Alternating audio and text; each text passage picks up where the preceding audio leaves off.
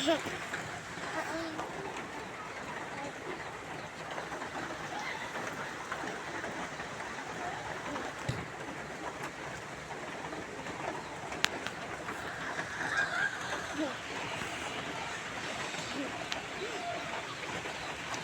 আলাইকুম রহমতুল্লাহি ওয়া বারাকাতুহু। প্রিয় দেশবাসী, সবার কাছে দোয়া প্রার্থনা করতেছি।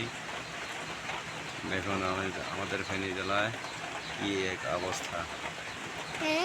এগুলা কোনো খাল নদী নয়, এগুলা উপরের জমিন, সব বীজতলা এবং রোয়া লাগাইছে, এগুলো সব নষ্ট হয়ে গেছে। কি করবো বুঝতে আসতেছে না।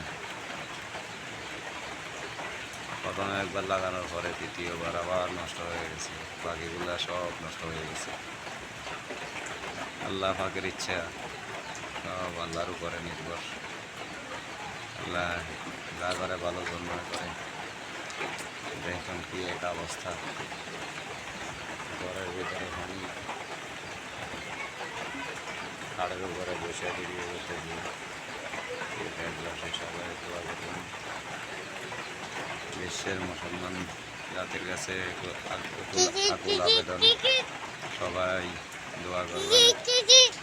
আমাদের জেলার মানুষ অনেক কষ্টের মধ্যে আছে, ভালো নেই।